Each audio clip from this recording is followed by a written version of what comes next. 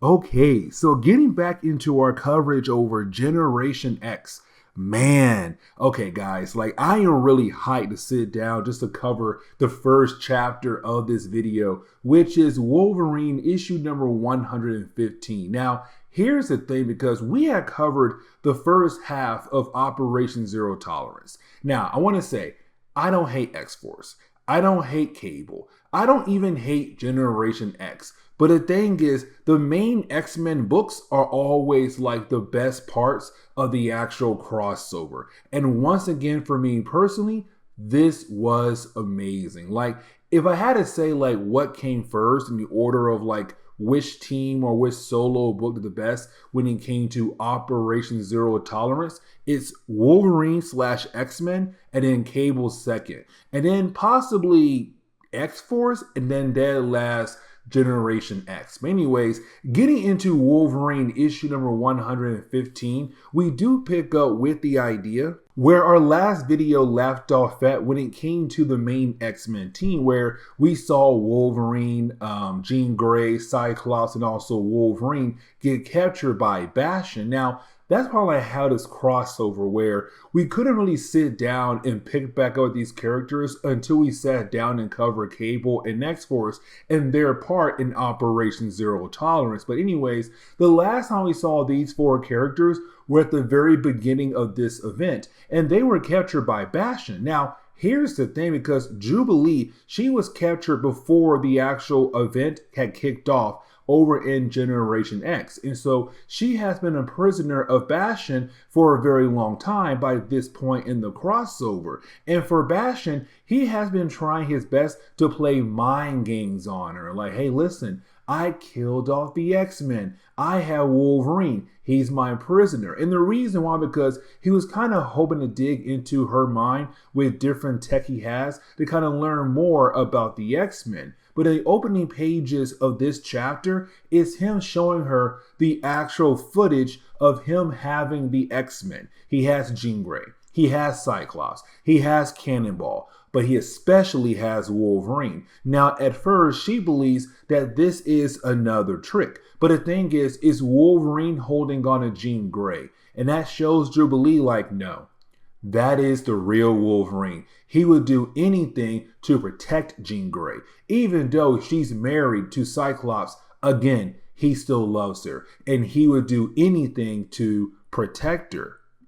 Now, for Banshee, he believes that he won. Like, for his mindset, look, I have the X-Men. I have Jubilee. Both schools are officially locked down. We're hunting down Banshee, Emma Frost. X-Force right now is on the run. Like, for Banshee, everything right now is going up for him. And so for Charles, he's watching his X-Men be transported to different parts of this facility that Banshee had taken over. Now, when it comes to Banshee, he believes that Logan is possibly dead, because at the end of our last video for X-Men, you had Logan go out of his way to protect Jean Grey, but got seriously injured. But the thing is, Logan's not dead. We know that. The dude has a healing factor. And so at the very last second, when it does seem like, okay, this could be the possibly end for Logan, he wakes up and this begins the breakout for the X-Men.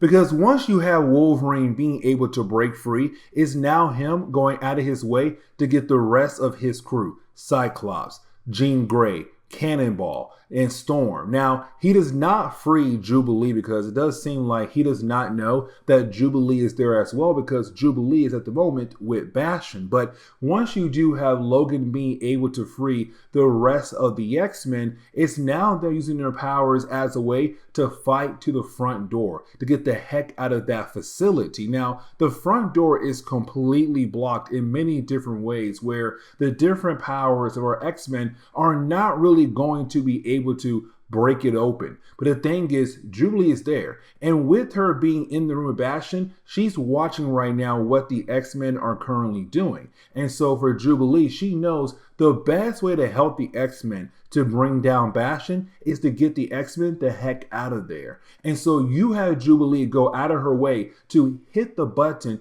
to open up the door. And so once it does open up, the X-Men do now have the ability to try to escape. And really, that's the whole idea of issue number 115. It's the X-Men breaking out of their supposed prison, but now trying to begin the process of possibly bringing down Bastion. Now, I kind of want to go ahead and shift over to X-Men issue number 67. Here's the reason why, because we're now picking up with a character we have not really talked about on the channel, and that will be a character known as Sabra. Now, when it comes to Sabra, she was really more of a Hulk character for a good while there. Then she kind of disappeared, but when it comes to this character, she is a mutant. So, of course, she's now getting involved in this crazy event better known as Operation Zero Tolerance. Now, when it comes to Sabra, she is part of the Israeli Secret Service, and matter of fact, the first superhuman agent. But when it comes to her character, we see her right now downloading information about Operation Zero Tolerance. Now, here's the thing, because this brings up the whole idea of what I said earlier. When it came to Bastion and also Operation Zero Tolerance, he made sure to get the backing of different governments across the world, not just the United States of America. And so for her country, she had found some very vital information about Operation Zero Tolerance, and her main goal is to get that info over to the X-Men. Now, right after you had her be able to download the information, she's then confronted by other agents who say like, hey, listen, it's time for you to basically talk to the boss. But in reality, no, these other agents are really more prime sentinels that were sent out of their way to bring her down, but to also get that information that she had just downloaded. Now, when it comes to Sabra, you do have her being able to get rid of those prime sentinels very easily. And so she does kind of leave the book for a very short period of time, because in our next video, we're going to see her again, another chapter of Operation Zero Tolerance. But when it comes to X-Men issue number 67, we now switch over to Iceman and also Nurse Reyes. And really, I should call her Dr. Reyes, not Nurse Reyes. But for Dr. Reyes, she had appeared for the first time in the last chapter in our coverage over the X-Men, where she was a mutant that Charles Xavier had met in the past. And matter of fact, the dude wanted her on the X-Men. She said no. But he did promise her, like, I'll make sure that you're well protected in a way where nobody should be able to find you. Of course, that didn't work out. She was found, but luckily at the very last second, she was saved by Iceman. And so for Bobby and her, their main goal is to find somewhere safe. And for Bobby, he believes that he knows somebody that could possibly help him. Now, while you have the two characters walking around, they don't realize they're being watched from the sewers, and that would be Marrow. Now, we saw her in an earlier chapter when it came to Uncanny X-Men as she fought against Spider-Man, but now she's on a different goal. But for Bobby and also Dr. Reyes, they went over to the home of Warren Warrington, hoping that he would be home, but also kind of help them with their mission. The problem is that for Warren, he's not really part of this event for a different reason, and neither is Psylocke. There was a small mini-series called The Crimson Dawn that took place, I want to say, around the same time as this event. But anyways, though, when you do have the two characters walk into his apartment, they're then confronted by a character known as Angie, who was apparently hired to house sit for Archangel while he was gone. Now, I kind of want to shift over to Bastion and also Charles Xavier. Now, their conversation does take place prior to the first chapter that we had just covered in this video, Wolverine number 115. But when it comes to their conversation, it's really more Bastion trying to see if there is a possibility that Charles' powers had returned, because remember, at the end of Onslaught, he had supposedly lost his powers. Now for Charles, he already says no, but it's also Charles reminding us that they have been watching over Bastion and collecting data about him. And they know that no psychic is really able to dive into the mind of Bastion. But it's also Charles saying, like, Bastion, I kind of feel like the reason why you constantly keep asking me about the idea of my powers because you're kind of hoping I will use my powers to basically stop you. Now, it's also Charles pointing out that when it comes to Bastion, he's not human. Now, once Charles says that,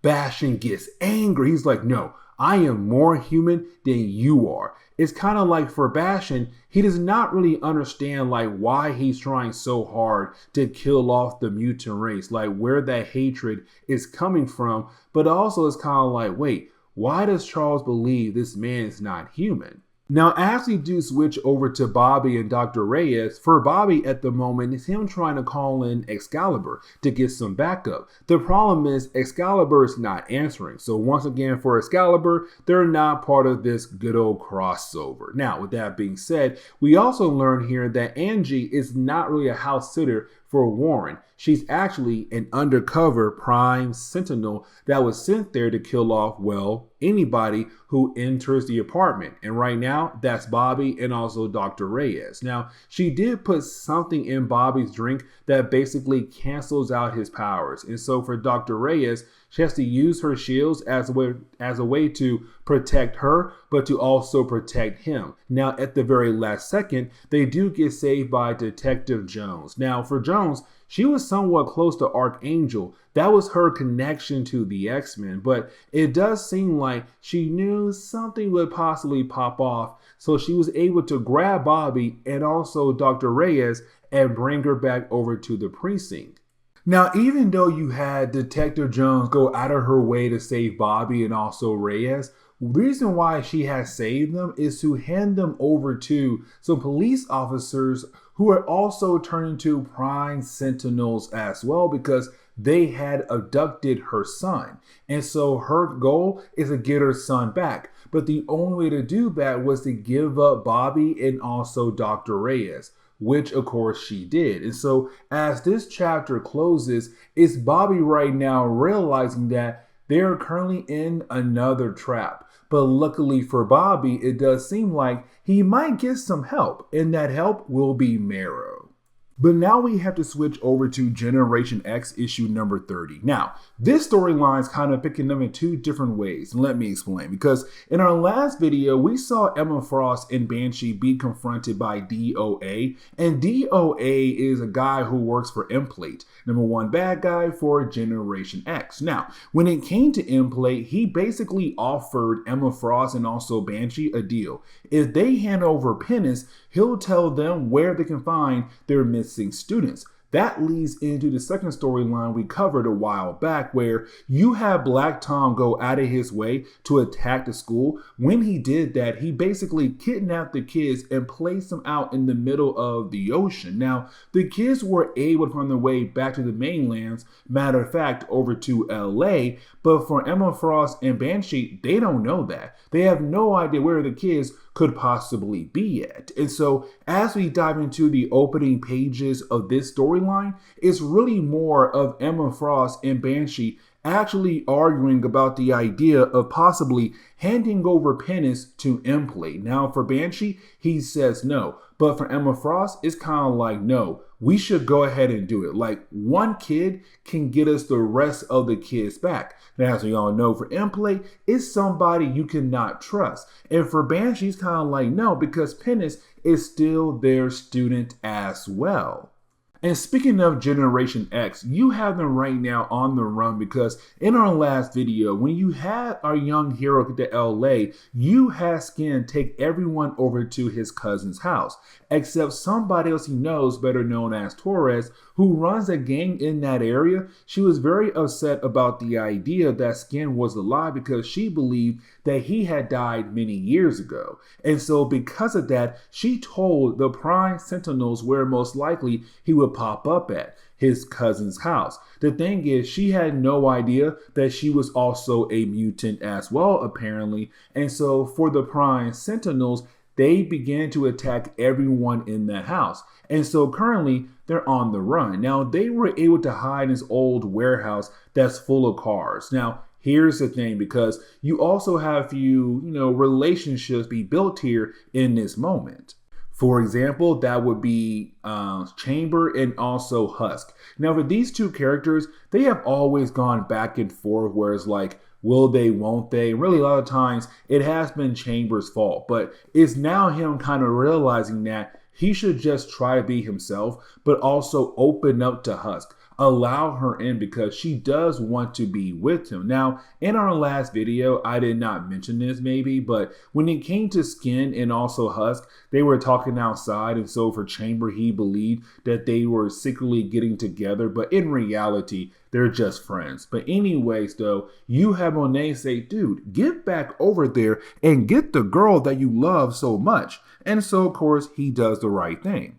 Except while you had everyone, getting along and becoming a couple together, they realized the Prime Sentinels are basically in that area trying to figure out where our young heroes are at. Now, they don't know where, like, hey, they're in that building, but sooner or later, they're gonna find out. Now we do switch over to Jubilee. Now for Jubilee, she was captured a long time ago when it comes to our coverage over Operation Zero Tolerance. If I remember correctly, she was captured right after Black Tom had attacked the school of Generation X. But anyways, though, when it comes to Jubilee, we have been seeing her in X-Men books, but also in Generation X books. Now, in the Generation X books, we have been seeing her being able to befriend one of the assistants that worked for Bastion, and that would be Daria. And I really hope I pronounced her name correctly. But when it comes to Daria, for her, she's just a young girl who works for Bastion, but apparently has powers. Now, we don't know technically if she is a mutant or if she is a Prime Sentinel, but for Daria, it's her beginning to feel bad for Jubilee. And for Jubilee, that's a good thing because she can then use Daria as a way to escape. But as we do switch back over to Emma Frost and also Banshee, you still have the two characters arguing, but you have Emma Frost knock out Banshee so that she'll then be able to make that deal with DOA. Now, for DOA, he has been trying his best in this entire issue right here, trying to fix his communicator to allow him to talk to, well, Emplate. The problem is it's still not working. So even though you had Emma Frost knock out Banshee to make that deal with Emplate, we kind of have to wait on that at the moment.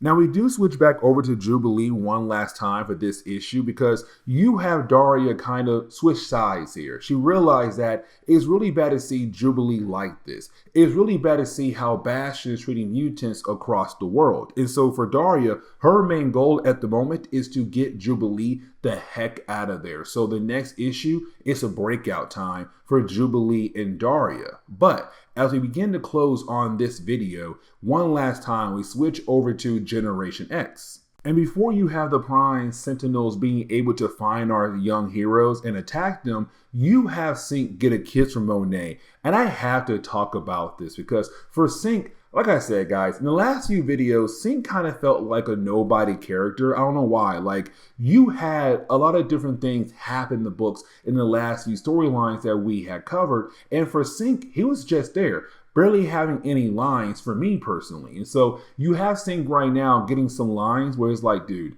we're going to die. And here's the thing. If we die, it's going to suck because I never had a girlfriend. I never had a kiss. And so you have Monet make a deal with Synch to give him that kiss so that he knows what it's like to have one. And so right after that, the book closes on the note where the Prime Sentinels are beginning their attack.